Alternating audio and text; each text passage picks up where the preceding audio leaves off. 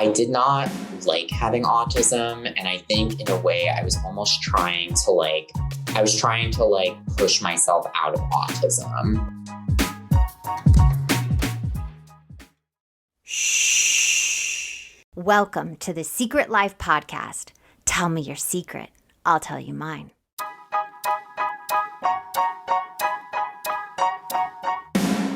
Sometimes you have to go through the darkness to reach the light. That's what I did. After 12 years of recovery in sex and love addiction, I finally found my soulmate, myself. Please join me in my novel, Secret Life of a Hollywood Sex and Love Addict, a 4-time bestseller on Amazon. It's a brutal, honest, raw, gnarly ride, but hilarious at the same time. Check it out now on Amazon.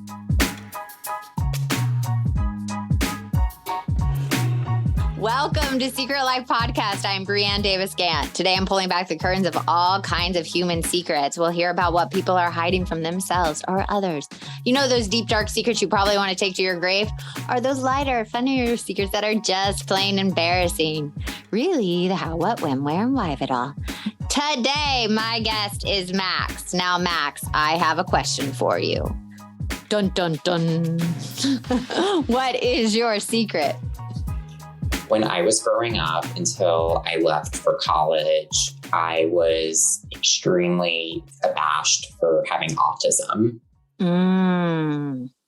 So you carried around for the longest time that you had autism and you didn't share it with anybody? Well, I was diagnosed when I was 18 months old. And this was in 1995 when autism was fairly new. But my family knew that I had autism. Some kids knew that I was a little off, but they didn't know the term. Right. Because I definitely did stick out what's that phrase? You stick out like a sore thumb. Sore thumb, yeah. But I do want to ask, how did your parents know at 18 months? That's so young. So what were the signs? Because I know nothing about autism. I'm so glad you reached out. I'm so glad you're coming on because I really want to be educated and my listeners to be educated. So please, any information. So I'm not 100% sure, but from what I vaguely remember from what they've told me, I was not talking. I actually didn't learn how to speak until I was 4. I was having sensory issues and I just wasn't I also think, but I'm not 100% certain that I wasn't really playing with other other kids around my age. So I think those were the things, but I'm not 100% certain. Yeah, because I have ADHD and my mom knew from a very young age as well. I talk about it. I could not learn the alphabet, to save my life. And she was so frustrated. So I always felt other than, right on the outside. Did you feel that way growing up?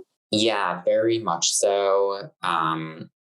So I did not really understand, growing up, I didn't understand how, kids communicated, or I didn't really get, the social and teenage jargon of how kids communicated.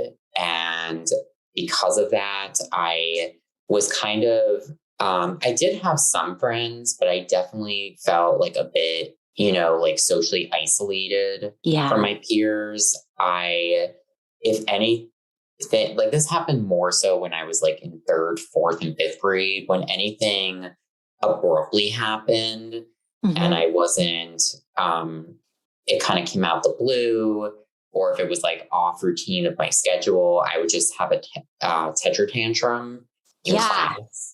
Because you felt out of control, or things were out of the norm for you? Out of the norm. Yeah, not out of control, but I really liked having a very stringent and stoic schedule. And anytime that went off track, then it just messed with my psyche. Yeah. Do you think it was like, because I love structure, like there's something about structure when you have structure and what through your day and like it's planned that there's a sense of like calmness and that you know what's next. So if anything deviated from that, it was like anxiety driven. Yep.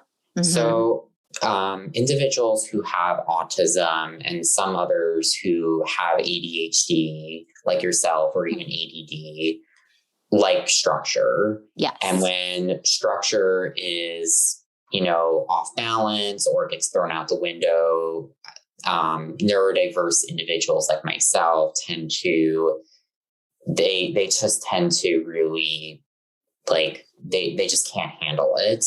As I've gotten older, I've gotten much more used to it. I've gotten a lot of like behavioral therapies that have really, through like OT, occupational therapy, speech therapy, CBT, and just joining like activities that have helped, my brain and my autism to, get structured to everyday life. But when I was very little, like 8 through like 12, it was really, really difficult for me.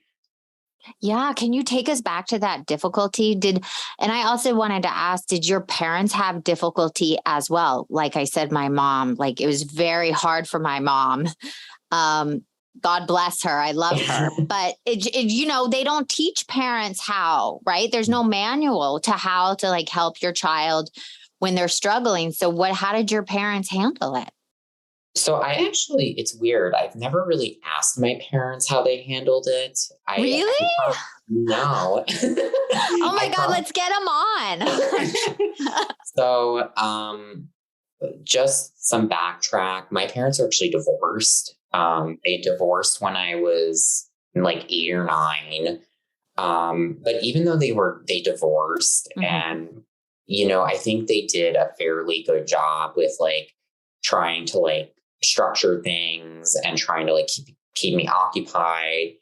And both of my parents remarried, and my step-parents, my stepdad and my stepmom were really helpful and are still really helpful with me and like getting acclimated to my autism. If I were to guess, I'm sure it was pretty stressful for them, especially when I was in elementary school, because, like they were trying to like help me, and I have a younger sister who is 20 months younger than me. And like 2 babies. They had 2 babies at the same time. Oh my God. God bless your parents. That's a lot of just one baby's hard enough. When people have like 2 in diapers at the same time, it's like, oh my God, God bless you. But I actually didn't understand the concept of divorce when I was 9. I just thought they were kind of doing like what I considered in child's terms, like a rumspringa. I don't know. I just thought like it was like a rumspringa. Like they were just kind of like taking, like in my mind, I thought they were just taking a break. And it wasn't like when I was like 10 that they were like, that I was like, that I learned the concept of like divorce and whatnot. I just didn't get it. Like my dad moved out. Well, I helped him move things to his apartment. And I don't know, it just didn't really affect me.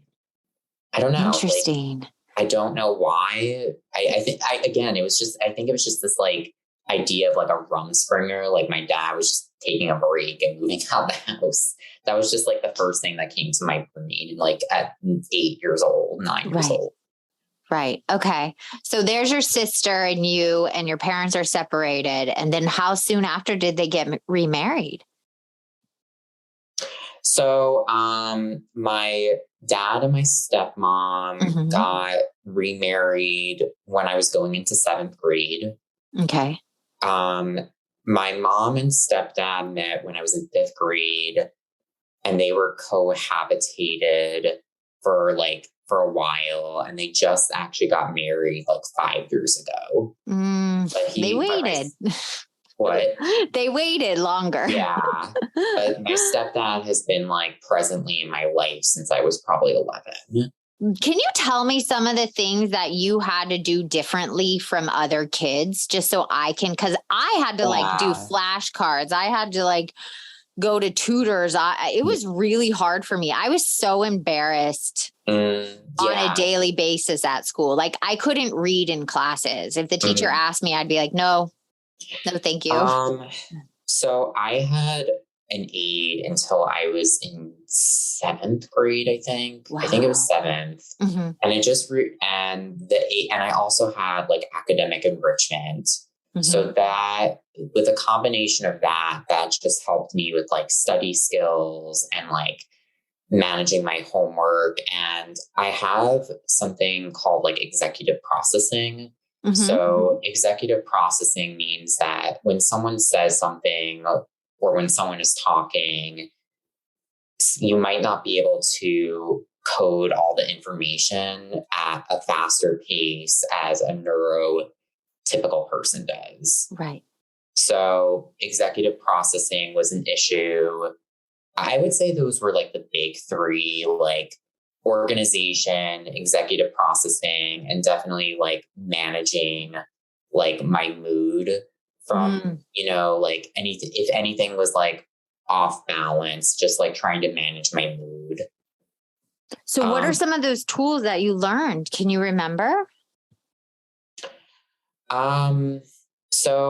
One of the things for executive processing that I guess I could say is a lifesaver was when I was 16. So my sophomore year, my mom, it was really my speech therapist had found this, there was this thing that came out and it's called the listening program. And it was like this brand new, how do I say it? It's this brand new technological system that helps integrate the two parts of your brain to communicate with each other. Okay. So what was happening was before I was 16, the left and right side of my brain were not communicating with each other. And that's why I was struggling with like reading I wasn't really struggling, but it was taking me longer to like read to understand reading passages or trying to like organize like my essays or even just and it like also goes back to like communicating with like my peers. Like this listening program, I've been doing it for 12 years. It helped me communicate with my peers because there's different like levels in the listening program, and it involves like executive functioning, processing, and like communication. And also I think there's like a part where it involves like motor skills. So like motor ability. So like not falling down.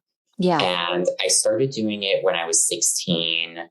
Essentially what you do is that you listen to these headphones. When I got them, it was through an iPod because this was back in 2010. And it was these structured headphones with the iPod, and you essentially listen to orchestra music. And really? Yes, you listen to orchestra music and you're listening to different instruments, but basically you're listening to different instruments at the same time. Okay. And what it does is that it helps the two parts of your brain, your left and right brain, to communicate with one another. There's actually an app for it. So I just have the app on my phone and I listen to it through these, Sony headphones that I have here. Can you share the app in case anyone, Yeah, definitely. If anything's resonating, let's like share the app to help. What is it called? It's called ABT Listening Program. It's an app. I'm just looking at it now. So it's called the Listening Program by Advanced Brain Technologies. I believe, and I'm not 100% sure, I think it's when you start, it's $35 a month. Okay. That's what I currently pay. I think when it first came out, it was a lot more expensive because you had to get the actual kit and the iPod. I don't know if they have that anymore because technology has evolved in the last 12 years, but there's like an actual website for it and their headquarters are in Utah. I would 100% recommend it. To say, I guess you could say it was a lifesaver because I've been using it for the last almost 13 years. Yeah, I would say it's an effective tool if you've been using it for 13 years. But when you just said, reading comprehension, all of that, I literally, my entire body was like, I know how that feels. Mm-hmm. So would you be in class in school? Did other kids know you were autistic, or did they just think you had a learning disability? Like, how did you handle that stress? Because I didn't handle it well. I really shut down as a human. Like, I let my learning disability kind of run my life, but it sounds like you had such great support. So how was that for you? So I think in middle school and early high school, it was very difficult because I really wanted to have friends and a cohort of friends, but I didn't have that. Welcome to BreezeLine, where the sky's the limit thanks to better internet. With lightning fast speeds up to 1 gig, you can game like a boss, stream like a pro, and watch like there's no tomorrow.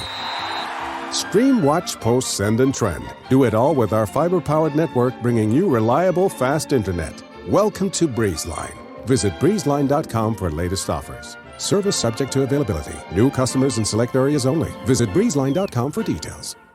Yeah. And the other thing was when I was in 7th grade, I moved to a new town. So moving in middle school, middle school is awkward in general, but moving in middle school is torture. Torture. Yeah, torture. It's awkwardness on top of awkwardness. Mm-hmm. So I moved at a very, I guess you could say, a very bizarre time in my life. And so, 7th, 8th, and 9th grade were pretty awkward. I think the main things that really helped me were, one, I started running in 7th grade, and that really helped because I started to I was doing an extracurricular activity. I had done swimming before, but this really helped my, my social, emotional behavior because I was doing a team sport. Yeah. So I did cross country and track, and I did that competitively for 10 years. I did it from 7th grade until my senior year of college. So that helped me be part of a team, be part of something other than yourself. So that would be if you have a child, maybe getting them into a sport that they enjoy, obviously not pushing it on them. They have to enjoy it, but that might be something. Cause I didn't do that. I didn't join any sports or anything. Yeah. Okay. So I joined a sport. I also did. So I don't know how your high school was, but my high school was very competitive. And when I got to high school, I kind of just hit the ground running. I really wanted to do well in high school for myself. So I probably pushed myself a little bit too hard at times. So I did track and cross country. You were an overachiever. I was an overachiever. I was not. I didn't want to go to college. I didn't want to do any of that. I was not interested. I was hardcore overachiever. I did choir. I was in the National Honor Society. I did a couple. You thrived. Maybe you should be doing this, and I should be coming on talking about the secret of my learning disability and being bullied. You thrived, you really did. Yeah. I took 5 AP classes. I was in the National Honor Society. People. So I really, to say I was an overachiever was an understatement. But again, I went to a very competitive high school. People in my high school went to Ivy League schools and Stanford and Georgetown and Emory. So those very top niche schools. And I wanted to fit in with my peers. Well, here's the thing. It's when you're saying that right now, it's really beautiful because you took something that made you different and you got the tools and it sounds like your parents really supported you and got you what you needed to keep succeeding in our society, is whatever you want to call it. But you really just thrived, and it almost gave you this upper hand of you're unique in a beautiful way, you know? Because I believe people with autism or learning disabilities, our brains work differently. And it's a very beautiful thing I see now, but I still have residue of being bullied. Did you ever get bullied or no? A little bit in 8th grade. Okay. But I actually like went to the guidance counselor because I was getting bullied because I was like, not happy.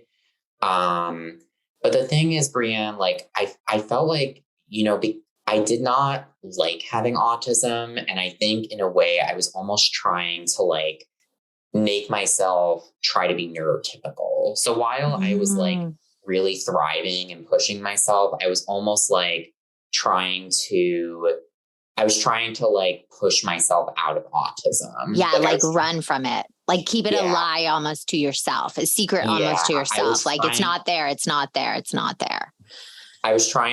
I basically was telling myself, like, by the time I graduate from high school, I have to be cured or be like, get all my supports out. I have to not.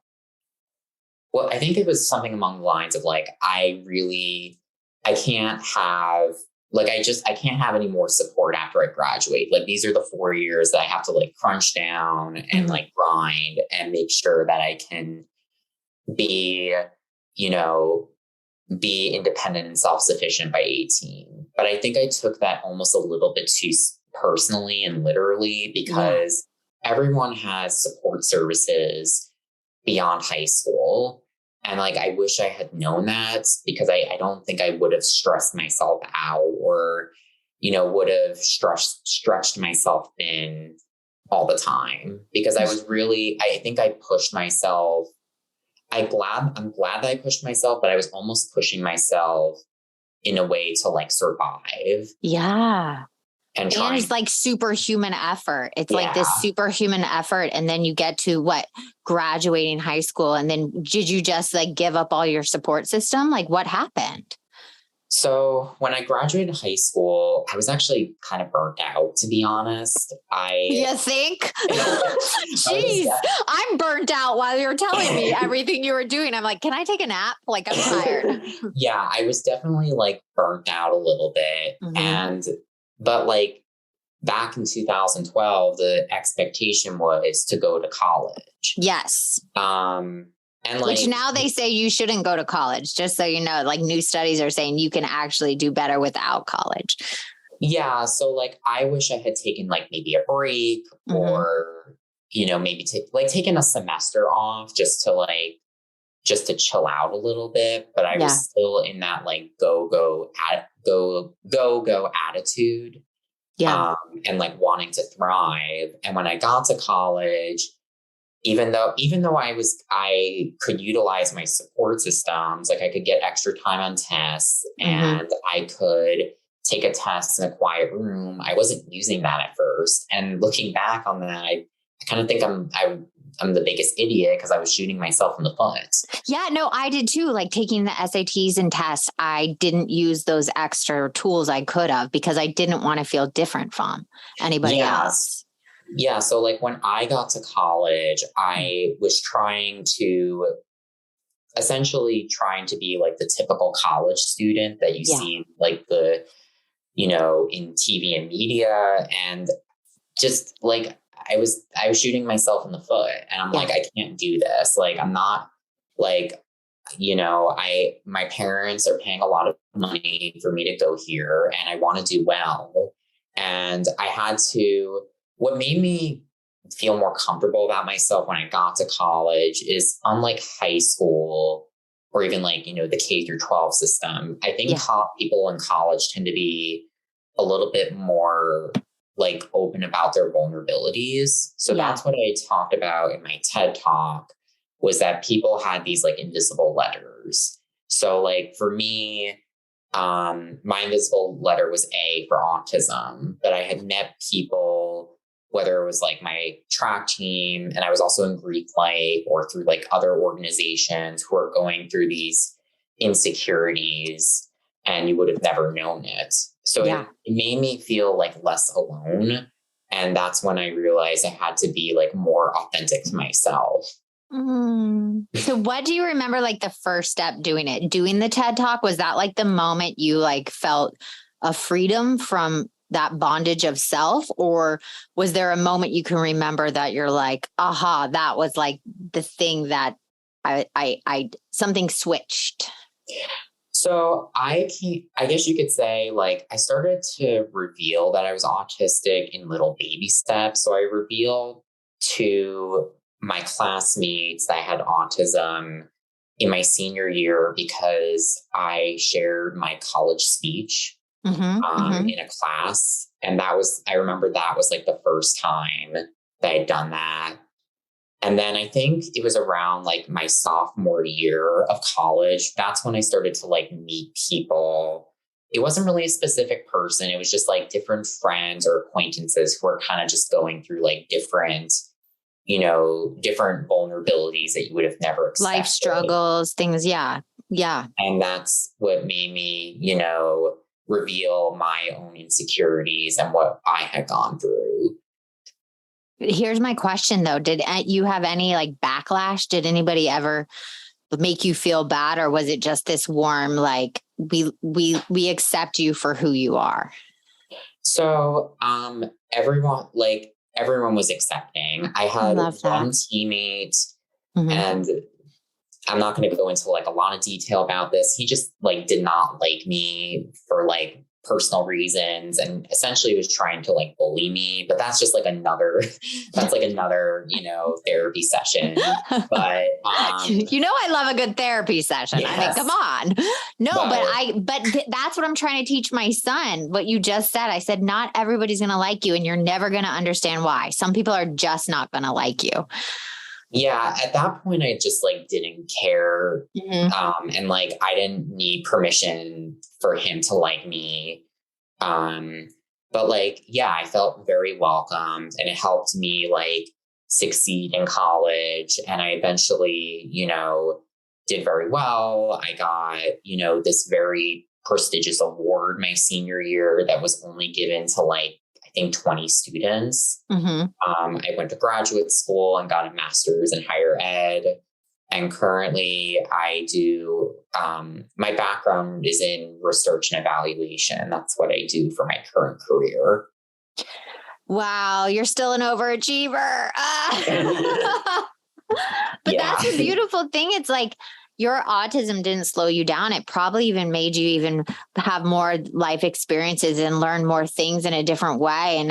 And you're actually like making me proud that I have like a learning disability, because for so long I kept it such a secret, and I was in so much shame for so long. The neurodiverse people, they are like their own little, like, what's the word? They're their own little creature of habit. Like, right? They have so much, like you're an actress and you're starting this podcast. Like, you have so much to be grateful for.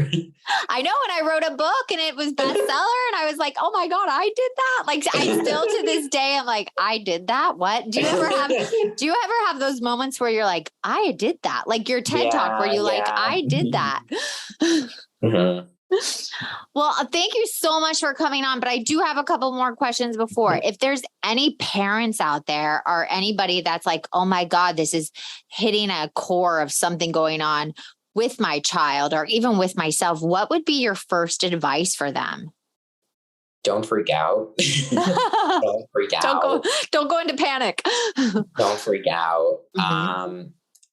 I think the one thing I would recommend is looking into the listening program. I mean, like, to say that was a lifesaver is an understatement. Okay. Get your child involved in like extracurricular activities. Obviously, they have to enjoy it. Like, you can't really, if they're not enjoying it, then you don't want to push them too hard. Yeah. Because then they're going to get like acclimated, like you said, into doing something outside of themselves internally.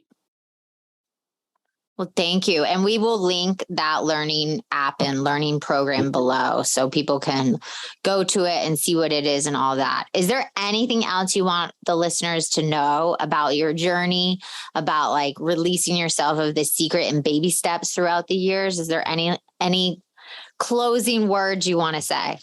I just want to say thank you to my family and friends who believed in me when there were times I didn't believe in myself. That makes me want to cry. And where can people find you if they have any questions or anything?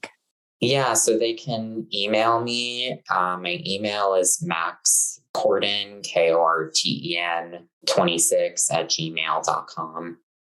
I would also say, like, for people, because there's also been a growing trend of like adults being diagnosed with autism. Yeah. There's a LinkedIn group that I follow. It's called Non-Neurodivergent. I think that's the name of it. Okay. But it's for professionals who are neurodivergent and just trying to like navigate the workforce.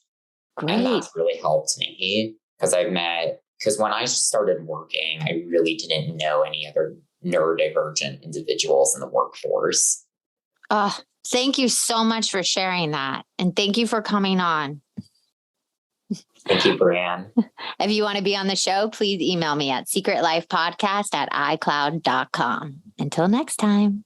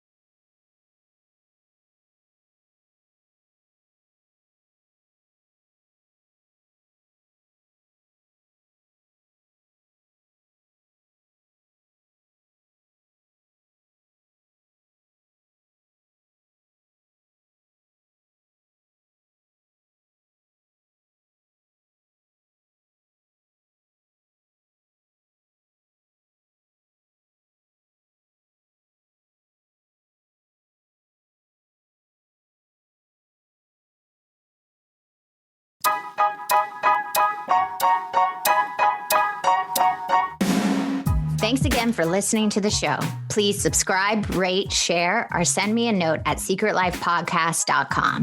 And if you'd like to check out my book, head over to secretlifenovel.com or Amazon to pick up a copy for yourself or someone you love. Thanks again. See you soon. Welcome to BreezeLine, where the sky's the limit thanks to better internet. With lightning fast speeds up to 1 gig, you can game like a boss, stream like a pro, and watch like there's no tomorrow. Stream, watch, post, send, and trend. Do it all with our fiber-powered network, bringing you reliable, fast internet. Welcome to BreezeLine. Visit breezeline.com for latest offers. Service subject to availability. New customers in select areas only. Visit breezeline.com for details. Download Upside and start getting cash back wherever you roll. It's like having your own hype man. Get an average of 17% cash back at restaurants. Oh, it's dinner time. Average of 13% on groceries. Get those groceries. 10 cents per gallon average cash back on gas. It's go time. Plus, cash back at participating convenience stores too. Stacks on stacks. Users can earn hundreds of dollars a year, 3 times more than other apps. Upside, show me that money. All right, we get it. Get it. It's easy. Just sign up for the free Upside app and start getting cash back for doing you. Download the free Upside app and use promo code DOYOU10 for an extra $10 cash back on your first purchase of $10 or more. That's promo code DOYOU10 for an extra $10 on the free Upside app. Get cash back for doing you with the free app from Upside.